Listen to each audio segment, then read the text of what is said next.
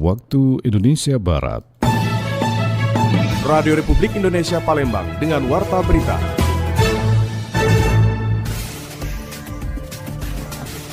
Pemerintah Provinsi Sumatera Selatan menyalurkan 12.000 dosis vaksin rabies ke 17 kabupaten dan kota.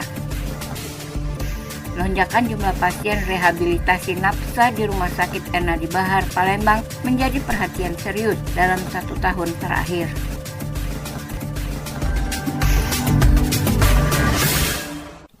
Itulah di antara informasi yang kami hadirkan siang ini Jumat 17 Oktober 2025 yang berhasil dihimpun tim redaksi RRI Palembang. Bersama saya Haris Ansor, inilah Warta Berita selengkapnya. Pemerintah Provinsi Sumatera Selatan menyalurkan 12.000 dosis vaksin rabies ke 17 kabupaten kota. Untuk menekan penyebaran rabies akibat gigitan hewan penular rabies, pemerintah Provinsi Sumatera Selatan menyalurkan 12.000 dosis vaksin rabies ke 17 kabupaten dan kota yang dinilai wilayah rawan, seperti Musi Banyuasin, Ogan Komering Ulu, Lahad, dan Muara Enim. Kepala Dinas Ketahanan Pangan dan Peternakan DKPP Sumsel, Ruzwan Effendi mengatakan, distribusi vaksin ini bagian dari upaya menekan penularan rabies di daerah dengan kasus tinggi. Berdasarkan data Dinas Kesehatan Sumsel, tercatat lebih dari 4.000 kasus gigitan hewan rabies sepanjang Januari hingga 9 Oktober 2025. Sebanyak 4.000 kasus diantaranya terjadi di 4 kabupaten yaitu Musi Banyuasin, Ogan Komering Ulu, Lahad, dan Muara Enim. Pihaknya juga melibatkan dinas terkait di kabupaten kota untuk mempercepat vaksinasi dan penyuluhan ke masyarakat. Petugas menyasar hewan peliharaan seperti anjing, kucing, dan kera yang berpotensi menularkan rabies. Ada lebih kurang 12.000 kita. Yang pengadaan kita sendiri 6.000, dari pusat lebih kurang 6.000. Jadi ini baru yang ada, yang dari provinsi. Ada juga hampir setiap kabupaten, apalagi yang mempunyai peduli terhadap penyakit rabies ini atau virus ini, Palembang, kemudian Empat Lawang, Lahad, Muara Enim, Banyuasin, itu juga mereka menyiapkan. Selain vaksinasi, pemerintah juga mengimbau warga menjaga kebersihan kandang, memvaksin hewan peliharaan, dan segera melaporkan jika tergigit hewan mencurigakan. Vaksin dapat diperoleh secara gratis di puskesmas atau posko kesehatan hewan terdekat. Sumsel menargetkan bebas rabies pada 2028 melalui vaksinasi massal dan edukasi lintas sektor. Sementara itu, DKPP mencatat populasi hewan penular rabies di Sumsel mencapai 417.307 ekor pada 2024, termasuk anjing liar dan kucing jalanan. Pemerintah berharap partisipasi aktif masyarakat agar upaya pencegahan rabies berjalan maksimal dan kasus dapat ditekan hingga nol. Menteri ESDM pastikan izin legal pertambangan sumur minyak milik masyarakat mulai dilaksanakan pada November ini di wilayah Sumatera Selatan. Menteri Energi dan Sumber Daya Mineral (ISDM) Bahlil Lahadalia bersama Gubernur Sumatera Selatan Herman Deru meninjau aktivitas sumur minyak rakyat di Kecamatan Keluang, Kabupaten Musi Banyuasin Muba, Kamis 16 Oktober. Kunjungan ini bertujuan memastikan tata kelola sumur milik rakyat di Sumatera Selatan berjalan sesuai standar keselamatan dan ramah lingkungan, sebagaimana diatur dalam Peraturan Menteri ISDM Nomor 14 Tahun 2025. Dalam peninjauan tersebut, Menteri Bahlil menegaskan legalisasi sumur minyak rakyat bukan berarti kebebasan tanpa batas. Ia juga memastikan izin legal pertambangan sumur minyak milik masyarakat mulai dilaksanakan pada November ini di wilayah Sumatera Selatan. Bahlil juga menyebutkan bahwa penataan sumur rakyat bukan hanya untuk meningkatkan produksi, melainkan juga untuk menaikkan nilai ekonomi secara berkelanjutan sambil menjaga keselamatan pekerja dan kelestarian lingkungan. Ia meminta agar pemerintah daerah, BUMD, dan SKK Migas memperkuat koordinasi dan pendampingan teknis serta administratif bagi para penambang rakyat. Yang sudah siap kita jalan, Tapi November ini sudah, kalau bisa selesai semua. Tapi kalau tidak, bertahap. Ya. Artinya tata kelola safety nanti akan diperbaiki apa ya? Gimana? Ini harus dilakukan safety dan lingkungan. Daripada dilakukan seperti ini tanpa ada safety dan lingkungan. Siapa yang mau tanggung jawab lingkungan seperti ini? Dengan dikelola ini maka ada pembinaan dari SKK Migas dan dari K3S. Dan ini kan langsung dibeli oleh K3S dengan harga 80% ICP. Artinya rakyat dapat manfaat karena menciptakan lapangan pekerjaan, tidak menimbulkan rasa kecemasan, Yang kedua adalah bagi K3S meningkatkan pendapatan mereka juga karena ada sharing 20%. Sementara itu, menurut Gubernur Sumatera Selatan Herman Deru, dengan dilegalkannya sumur minyak rakyat, masyarakat dapat bekerja tanpa rasa takut dan stigma negatif. Hal ini juga diharapkan mampu mengurangi praktik ilegal serta meningkatkan pendapatan warga. Ini dapat juga dinikmati oleh masyarakat dengan prosedur dan aturan yang betul, yang berlaku. Hari ini menunjukkan titik cerah. Selama ini kita hanya bicara sumur tuh. Pada peraturan menteri tahun 2008 nomor 1, mengingat saya, itu hanya mengatur sumur tua, Pak Menteri. Sementara potensi ini begitu besar, sangat potensial seperti yang Pak Menteri saksikan langsung. Karena dalam kesempatan itu, Herman Deru juga menyampaikan rasa syukur dan apresiasinya kepada pemerintah pusat yang telah memberikan ruang legal bagi masyarakat untuk pengelolaan sumur minyak. RRI Palembang, Nova Ariana melaporkan terus mengudara untuk Indonesia.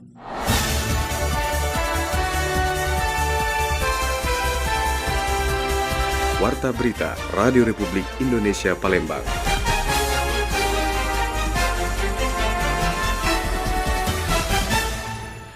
Lonjakan jumlah pasien rehabilitasi nabza di Rumah Sakit Ernaldi Bahar Palembang menjadi perhatian serius dalam 1 tahun terakhir, di mana jumlah pasien meningkat lebih dari 50%, menandakan kesadaran masyarakat untuk menjalani pemulihan dari ketergantungan narkotika mulai tumbuh. Jumlah pasien yang menjalani rehabilitasi nabza di Rumah Sakit Ernaldi Bahar Palembang mengalami peningkatan signifikan. Data menunjukkan lonjakan lebih dari 50% dibandingkan tahun sebelumnya. Kepala Rehabilitasi Rawat Inap Nabza Rumah Sakit Ernaldi Bahar, Kurnia Aini, mengatakan lonjakan pasien mencakup mereka dengan tingkat ketergantungan ringan hingga berat. Saat ini penanganan pasien menjadi fokus utama rumah sakit. Nabza ini salah satunya kita selain menambah kapasitas dari 20 awalnya menjadi 35, dan sekarang ini lagi proses renovasi yang sedang berjalan untuk menambah kapasitas tempat tidur lebih kurang 50 sampai dengan 55 tempat tidur. Rata-rata di sini kurang mampu tadi Mas, makanya mereka banyak mengakses IPWL yang berbayar hanya 1 orang. Jadi totalnya hampir 90% itu menggunakan IPWL yang memiliki BPJS PBI atau SPPN. Pihaknya melihat peningkatan signifikan dibanding tahun lalu karena kesadaran masyarakat untuk menjalani rehabilitasi mulai tumbuh. Fasilitas rumah camar hampir penuh dengan 31 dari 35 tempat tidur sudah terisi. Kurnia Aini menambahkan untuk mengantisipasi lonjakan pasien, pihak rumah sakit menerapkan klasifikasi rawat inap berdasarkan tingkat ketergantungan. Masa rehabilitasi maksimal diterapkan 3 bulan. Layanan ini diberikan secara gratis bagi pasien yang memenuhi syarat, khususnya dari kalangan menengah ke bawah sesuai Permenkes nomor 17 tahun 2023. Pihak rumah sakit juga tengah menyiapkan ruang tambah yang mampu menampung hingga 55 pasien. Fasilitas ini akan melayani pasien pria maupun wanita. Mayoritas pasien berusia antara 18 hingga 40 tahun. Sebagian besar berasal dari Kabupaten Ogan Komering Ilir dan Banyu Asin yang kini menjadi daerah dengan jumlah pasien terbanyak. Lamsi Harsiltonga melaporkan.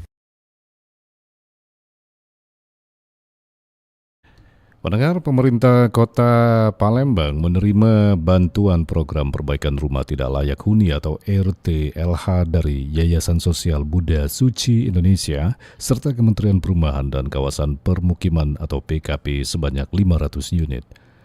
Wali Kota Palembang Ratu Dewa mengatakan, dukungan program perbaikan RTLH sangat membantu untuk percepatan penataan kawasan kumuh dan menurunkan angka kemiskinan ekstrim.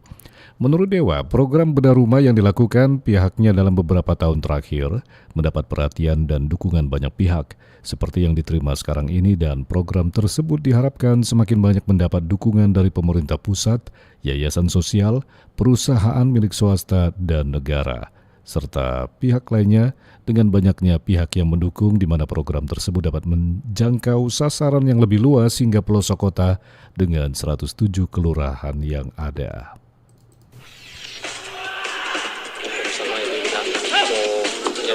Olahraga atletik Sumatera Selatan berharap pemusatan latihan nggak usah mulu-mulu kan, karena dilihat dari persiapan sekarang dan JRC tidak akan terpengaruh pelatih dengan pemain sudah memahami kesabaran masing-masing.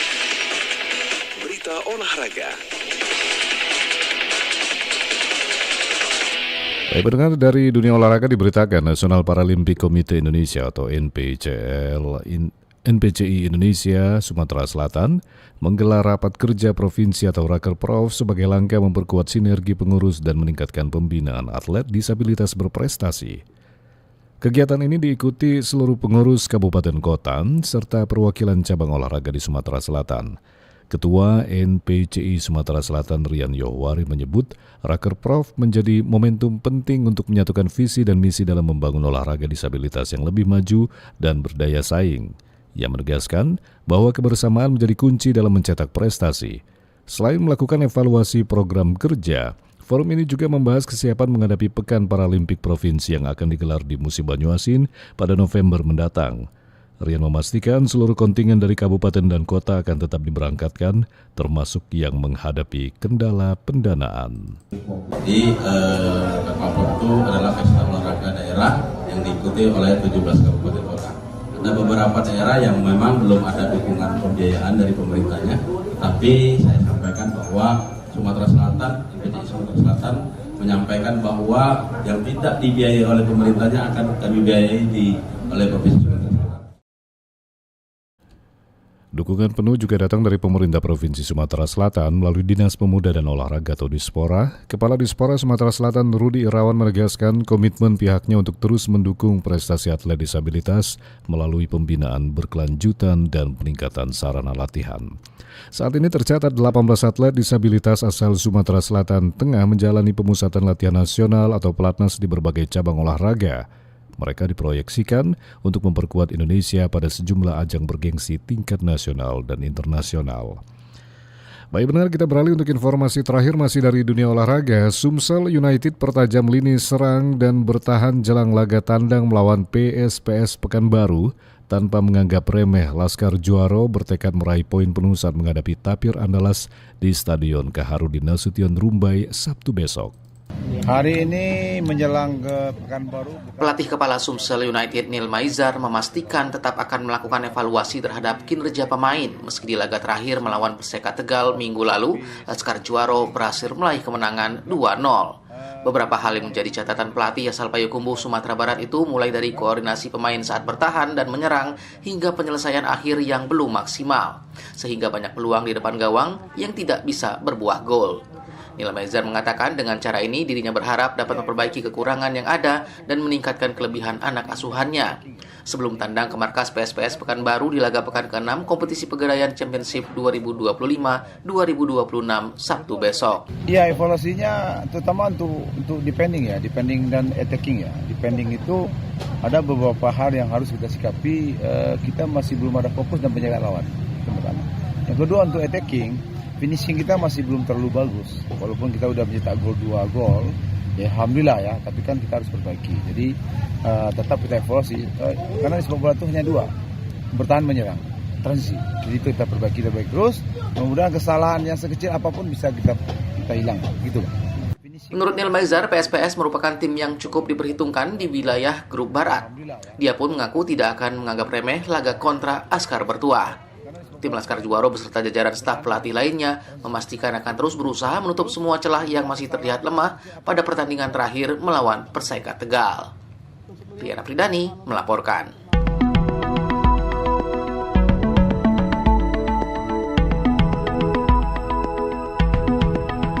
Informasi tadi mengakhiri Warta Berita Siang ini produksi Radio Republik Indonesia Palembang. Informasi lainnya dapat Anda akses melalui website rri.co.id dan WhatsApp channel RRI Palembang. Anda juga bisa mengikuti media sosial terverifikasi kami, Facebook, Instagram, TikTok @RRI Palembang. Kami juga membuka ruang aspirasi bagi Anda untuk menyampaikan sejumlah persoalan dan peristiwa yang berada di sekitar Anda melalui line WhatsApp 0821 7927 9090 serta pesan chat melalui RRI Digital. Mewakili kerabat kerja yang bertugas, saya Haris Ansor. Terima kasih atas perhatian Anda. Selamat siang.